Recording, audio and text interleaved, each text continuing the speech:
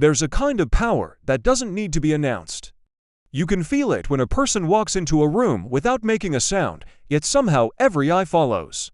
You can sense it in the quiet calm of someone who doesn't feel the need to interrupt, overcompensate, or prove a point.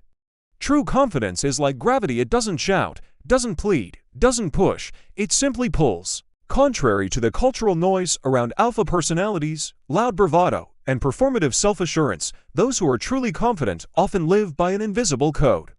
They don't say much, but what they never say speaks volumes about their character.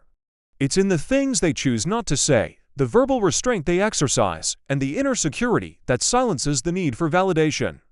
The first thing you lines never hear a confident person say is, "I can do this." That doesn't mean they're superhuman. It doesn't mean they're delusional, either. But the idea of declaring defeat before trying is antithetical to someone who understands their value. Isn't tied to performance, it's tied to growth. Neuroscience shows that self-efficacy, the belief in one's ability to succeed, activates the prefrontal cortex, influencing problem-solving and decision-making. A confident person may feel uncertainty, but they rarely allow that to translate into verbalized hopelessness. To them, challenges are part of the path, not proof of inadequacy. You also won't hear a confident person saying, "I'm better than them." Comparison is a symptom of insecurity.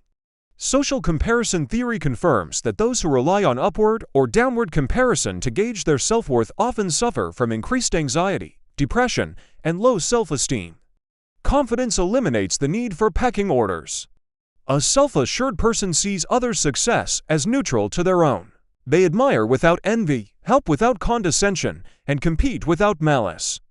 The moment someone needs to declare superiority, they've already lost the internal battle. I don't care what anyone thinks might sound like confidence, but it isn't. Real confidence lies not in indifference, but in selective regard. A truly confident individual knows that feedback, when sourced from people who matter, is gold. But they also discerning enough to ignore the white noise of critics who don't deserve a seat at their table. Psychologists call this self-determined motivation, the ability to be guided by one's values while being open to growth. It's not about rebelling against opinion, but about knowing which voices matter. You'll rarely hear them say, "That's just the way I am." That phrase is a velvet cage. It locks growth behind a wall of stubbornness disguised as authenticity. A confident person doesn't see their personality as a prison sentence. Instead, they treat it as a dynamic, evolving story. Studies in neuroplasticity show that the brain remains capable of change well into adulthood. Confident people embrace this. They're willing to update their software, debug old beliefs, and refine their behavior not because they're not enough, but because they know they can always become more.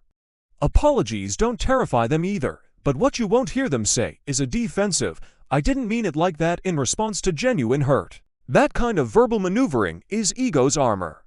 It's a refusal to sit with the discomfort of making a mistake. Confident people can say, "I'm sorry," full stop. They don't need to excuse their intention to erase the impact. Because they aren't so fragile that owning harm collapses their sense of self.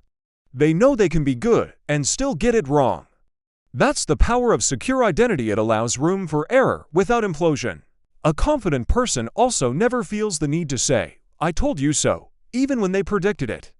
Even when the facts are in, because proving a point at the cost of dignity is never worth it. They understand that emotional intelligence sometimes means holding back the mic drop moment in favor of preserving trust. Researchers have found that interpersonal humility is one of the most consistent traits in emotionally intelligent individuals. That's not passivity, it's restraint. It's choosing relational equity over ego gratification. There's a special kind of silence a confident person uses like a weapon, not against others, but against the chaos of reaction. They don't rush to say, "This isn't fair," when life takes a turn. Because fairness isn't guaranteed, and indignation rarely shifts outcomes. What they do instead is assess, recalibrate, and adapt. They understand that shouting into the void of injustice does less than moving through it with clarity and action. That's not acceptance, it's maturity. When you stop expecting fairness, you start reclaiming control. You won't hear them claim, "I don't need anyone." That phrase is a trauma-born illusion. Humans are biologically wired for connection. But the confident person's relationships are not based on neediness, they rebuilt on mutual respect and emotional interdependence. They don't fear vulnerability. They know that asking for help isn't weakness, it's wisdom. In fact, research from the University of Michigan shows that people who ask for advice are perceived as more competent, not less. Confidence welcomes collaboration. It doesn't isolate, it integrates. Another thing they don't say, I always know what I'm doing, because they don't. No one does. But only the insecure pretend to. The confident person has made peace with ambiguity. They've befriended uncertainty. They can stand in front of a room and say, I don't know yet, and not crumble under the weight of perceived ignorance. In fact, studies in leadership psychology indicate that the most effective leaders frequently acknowledge what they don't know. It builds trust. It invites others to step forward. It dismantles the toxic myth of omniscience. And lastly, you'll never hear a confident person say, that's impossible, because impossible is almost always a projection of limitation, not reality. They may say not now, or not like this, but the language of limitation doesn't come easily to them. They understand that what seems unreachable today might simply require a different path, a different pace, or a different mindset tomorrow. Their worldview isn't bound by the current state of things, it's lit by the possibility of what could be. There's a remarkable stillness in true confidence, not laziness, not detachment. Stillness, the kind that comes from not needing to dominate the room to feel secure in it. You'll see it in the way they listen more than they speak. In the way they let silence fill the air without scrambling to escape it. In the way they smile, not to win favor, but because they're grounded in who they are. We often confuse arrogance with confidence, but arrogance is desperate. It demands attention, applause, obedience. Confidence doesn't. Confidence doesn't need the world to bend around it. It quietly reshapes itself until it fits where it belongs. And in doing so, it changes the world more than any boast ever could. This kind of power isn't granted, it's cultivated.